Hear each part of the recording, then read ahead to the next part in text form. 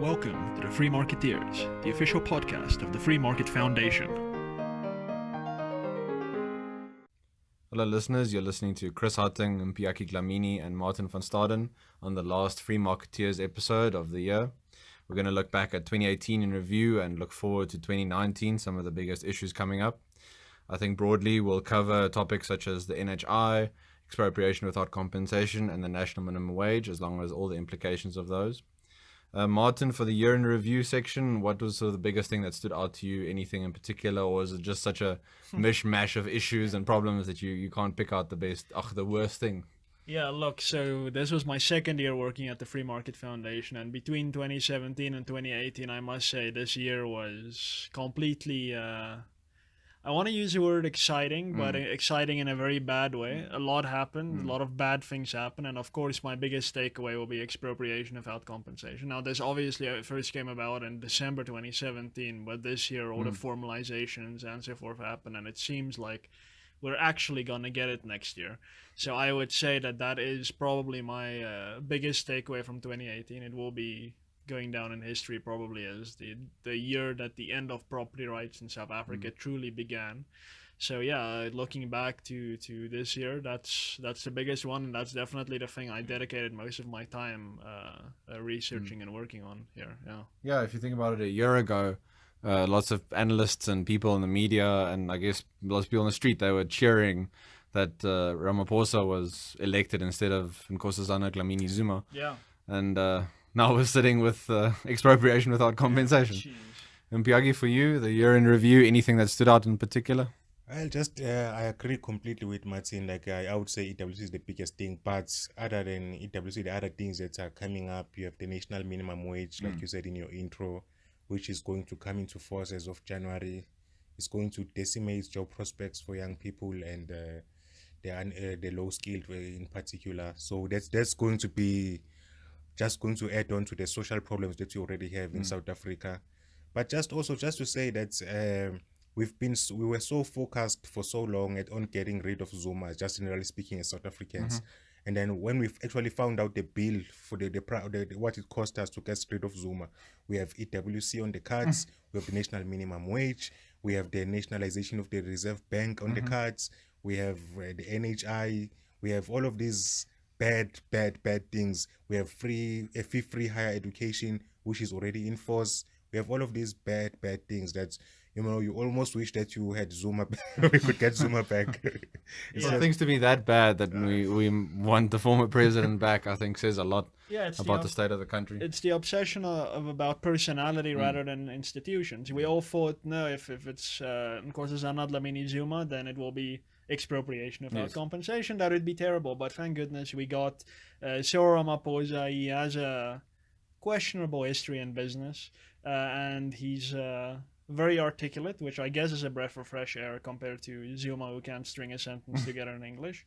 But that's all we got. Instead, now we have probably the most authoritarian policies that South Africa has ever seen. I mean, we have the hate speech bill coming up in probably February-ish of next year. I mean, this is a new period of creeping authoritarianism in South Africa, and we have this under the current president. So we wasted a hell of a lot of time, I would say, focusing on this personality of Zuma, and we spent very little time on looking at the institutions that we have, that the ideas that are underlying our current political movements, our civil society. And now we are living with the consequences of that. But yeah, hopefully going forward, we're going to focus a bit more on building real institutions for democracy and getting some good ideas into our public policy. I'm glad you bring up the point of sort of a cult of personality, because with the elections coming up next year, I don't know philosophically from my perspective whether there's much of a difference between the parties. They're all sort of premised on the view that government should look after us, take care of us. This one will give you this one will give you this. If only we vote for that one, it's not that they'll change things, they'll do it better, more efficiently, which in an authoritarian society, you don't want efficiency, you want as much gridlock as possible. So I think that's something to keep in mind when we head towards the elections, is sort of looking at that from that perspective, at the parties and what they're actually bringing to the table. If there's no hint of individual rights, free markets, free speech, I myself would find it very difficult to. I know maybe some people make the argument the expediency of the moment. You need to vote to like sort of vote, and it's the lesser of two evils, and that's obviously a discussion we can have. But for me, that'll be a difficult thing to try and adjust. Yeah. Just on my personal, from looking back in the year in review, sort of working at the FMF every day brings new challenges, and it's very, like as you said, very exciting. Maybe not in the sense of it's good exciting, just lots of things up and down. Working in South Africa it's a unique country. Well, we can say that much. There's always something to think about, something to write about, something to talk about, to analyze.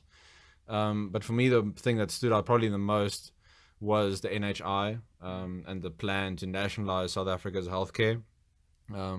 Again, from my philosophical perspective, I think that's a direct attack on the individual and on the individual rights of doctors, because it assumes that someone else has a need for a doctor's services, therefore society can impose any obligations on them. If you're not entitled to what you produce, you're in effect just working for the state, and there's no individual freedom anymore. So I guess we'll see. We know our finance minister has talked about the financial constraints on the budget, and that some things just can't happen. So we'll see if pragmatic concerns actually trump ideology, or if they're just going to push through, and then we'll see what happens. No, it's concerning. The thing about them not being able to afford the NHI, I think, is good, but that won't stop them from enacting laws that destroy the private sector anyway, which is what I'm very concerned about. So then we won't even have an NHI once the private sector is gone. We'll just have nothing, and the decrepit state system that we currently have. I'm quite afraid that that's what's going to happen, because we simply cannot afford it. I mean, I can't even remember the price tag, something like 450 billion rand up until, or a year or something. The amount that SARS takes in, I think that's about like 60% of the whole budget. It's impossible. Like the social grants are gone, the police are gone. You need to abolish the whole government and just have the NHI if you want it. So yeah, I'm quite concerned that we're gonna leave the private sector in ruins and then not even get the NHI. So this is just ideology riding roughshod over any other consideration. So I hope saner voices prevail on this topic. I don't know if we may need to get rid of a certain Minister of Health, which has been around for I think a decade now, which is very interesting for a South African minister. But yeah, he has good staying power, hopefully not for too much longer. Okay, and then just looking ahead to 2019, I want to ask you guys a sort of a fun section, I guess, a fun topic.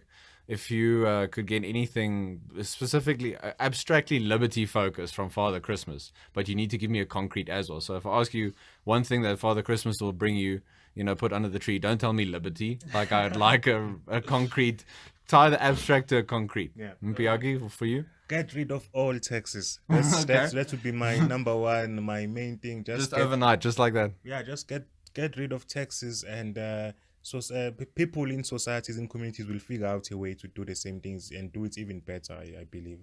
We're already seeing this in South Africa with how people, wherever government fails, citizens are substituting those things the government is supposed to be doing. Look at the police, citizens, even in poor places, people are forming their own law enforcement clubs or things like that. You are seeing in healthcare as well, the rise of private healthcare in South Africa. You are seeing it in education, the rise of private schools. You are seeing it everywhere that government fails. Citizens come up with their own replacements. And so it's almost as if we don't really need this thing of taxes. And so I would say get rid of taxes and see what happens. We might find out that we actually have a better society than what we have now. Okay, maybe you're going to get what you're after. Martin, and for you? I think we need to make a distinction between what we would like ideally and what we think might happen realistically. And I think what I would like realistically to happen, and I don't want to wade too much into the political aspects of this. It's Father Christmas. There's no realism here. No, come. Hey, he's very real, yeah, okay? Yeah, don't say it doesn't exist. But realistically, let me say, I hope that the election next year, and I know this is a bit off Christmas, but that the parties who support changing the constitution collectively do not get 2/3 majority. Okay. I think that's a realistic thing that I am praying for, I'm hoping for, and I'm dreaming about. That none of them get 66.3% of the legislature. Ideally, that's a difficult question, because there is so much that I would like to see changed in South Africa. But perhaps rolling back the labor laws that we've had since the dawn of democracy. I think that's probably one of the things that are really, really keeping us back, especially as regards job creation. I mean, Mpiyakhe and I were talking about this yesterday. So there's a saying, idle hands do the devil's work. And the more unemployed people you have in South Africa, the more chances we have of very real civil strife, if not civil war. And it's completely understandable. If you have nothing to lose, you have nothing to do, then you're willing to do violence. So I think if we can fix labor, secondary to property rights, of course, then we are probably set and we'll do well. So realistically, let's keep the constitution as it is, and ideally, let's get rid of the silly labor laws. Okay. And then my prediction my wish for Father Christmas is that every South African wakes up on Christmas morning with a copy of Atlas Shrugged under their tree, and they spend the whole day reading that, or the whole week probably, because it is quite a big book.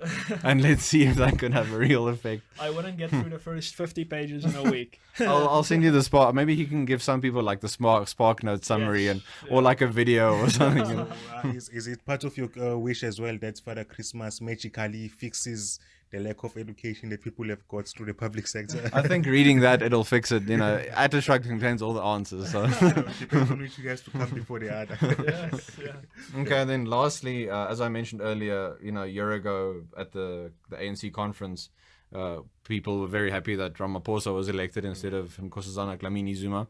So just from you guys, your biggest sort of prediction for 2019, do you think South Africa will be in a better state when we sit here again in December of next year and talk about the issues affecting the country, maybe an economic thing? Do you think the economy is going to boom? Anything at all that you could, your biggest prediction? Okay, so I am undoubtedly the cynic in the group, so I hope with you two following me up, you're going to say something very positive about the future. Unfortunately, I have nothing positive to say. I think it's going to get worse from here on out. No. Of course, the Free Market Foundation is going to be there every step of the way, trying to slow down, if not completely reverse, the tailspin South Africa is in. But at this stage, I think that there will be a sufficient parliamentary majority to amend the constitution. I think they'll get that. And the constitution will be amended. To what extent it's going to be amended, that's the big question, hopefully, and I'm hoping against hope that it's just going to be a watered down, meaningless, what did Ramaphosa say, clarifying what is already there. I'm hoping for that. It may not be, so we may not be so lucky. And I think the economy is probably going to continue to slow down, especially with the minimum wage, increasing regulations being passed. None of that has stopped under President Ramaphosa's tenure, and he promised he's going to cut down government departments. None of that has happened, so I don't see that happening next year. So my prediction for South Africa's future is very, very doom and gloom. But who knows? Maybe Frans Cronje's prediction that, or not prediction, one of his scenarios, as he likes to remind us, that we will split into enclaves of pockets of freedom. Right. Maybe that'll happen. That may be better for some and worse for others, but that will keep things interesting. So that's what I'm thinking. Okay, and from the cynic, are we going to another cynic? I am going to give you an optimist answer that will sound like a pessimistic answer. Oh wow! I think I'm supposed to do the philosophy here, not you. I think we will have a collapse which will start at the economic level. I think the biggest risk there is the global economy, because South Africa is completely dependent on the global economy, because our politicians haven't really focused on allowing our own free markets to grow and be resilient. So we are completely dependent on the global economy. So if the USA slows down and Europe slows down, and let's say China slows down as well, we will almost certainly, with the current conditions, we will enter deeper. We're already at depression type of a scenario, so we'll enter deeper into that, and it will possibly lead to some very bad things, possibly a revolution from the youth.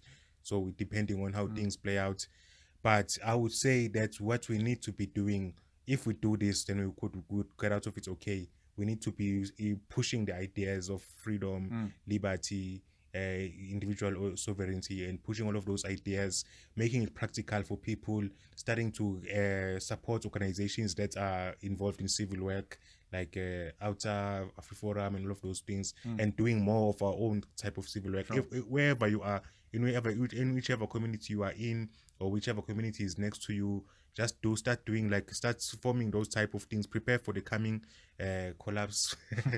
It sounds gloomy, like the end is nigh, but like I think that's what we need to be doing, spreading the ideas of liberty, making it practical for people, so that people can see that their liberty is linked to what's in their pockets at the end of the day. And then when the collapse comes, then we will recover from it stronger when we do that. If we don't do that, then we will perpetuate the misery like what happened in Zimbabwe. And so that's what we don't want to do. So I think we are heading into a collapse. I think it will be confirmed next year that we are certainly heading to a collapse. People will continue living, taxpayers will continue living, global economy we are very vulnerable right now. We might be facing a collapse. We might go bankrupt. We could be facing inflation. All of those things. So just get ready. I think Martin, I don't know maybe this is non-committal of me, but I think broadly, I would agree with you. It's a pessimistic outlook. One doesn't see any changes philosophically and ideologically in the society. We're sort of heading down the same statist slope. And it's just in small steps that it's cumulatively coming about. All these things, NHI, national minimum wage, expropriation, it's all implementations of the government, the view that the government should be at the center and the government should control our lives. So unless there's some sort of awakening, or maybe like Mpiyakhe said, people realizing that that liberty is practical in that way, that's the best way for them to actually live their lives and enjoy their lives, in their own self-interest, and for their families and like their communities. Maybe then we'll see little revolutions around the place. But I don't think it's going to be this massive collapse and the army comes in and all this. I think it's just a gradual, we see the dismantling of institutions and these sorts of things. So I think it's from my perspective, it's moral and the right thing to fight for things like free markets and liberty, individual freedom. So that's where I'll be. That's what I'll continue to do in the next year, and I'm sure all of us are committed to that. But you can only fight so far, and if the general trend is going in a certain direction, I guess we'll see how it manifests in the world. Okay, listeners, thank you very much for listening to our last episode of the year. I just want to ask you all to please go to our website, and there'll be a link underneath this YouTube video, and you'll also find the link on our Facebook and Twitter pages for the FMF's annual fundraising challenge. Please consider donating. Your donation will be, Martin, I think it's 50% will be matched by an anonymous donor. So whatever little bit you can spare, please consider donating to the cause. Every little bit helps. Most of you should be acquainted with the work of the FMF. For those of you who aren't, please go read our articles. We try and fight for liberty in every aspect of South African lives. We're not just confined to one thing. We try and cover all the bases because we think it's all important. And I think every little bit that you can do to support us goes a long way. And we greatly value your support. We greatly value you listening to the podcast and sharing it and commenting. I think hopefully our podcast can go from strength to strength. We can try and get guests on, we'll try and get you guys more episodes, that sort of thing, cover more topics and see where we go from here. So guys, thank you very much for joining me on this last episode, and listeners, we'll talk to you again in the new year. Martin, will you just remind everyone just the specific URLs where they can find all our information? Yeah, sure. So as always, go to www.freemarketfoundation.com to visit our website, and everything you'll ever need from the FMF is there. Subscribe to this YouTube channel. It's the big red button right under the video. Visit us on Twitter and follow us. It's at FMF South Africa, one word. And like us on Facebook. That is facebook.com/FMFSA, or just search for Free Market Foundation South Africa. Yeah, so Merry Christmas and Happy New Year to all of you. Goodbye, everyone, and enjoy it. Try to enjoy it as best as you can with your family. Yeah, bye.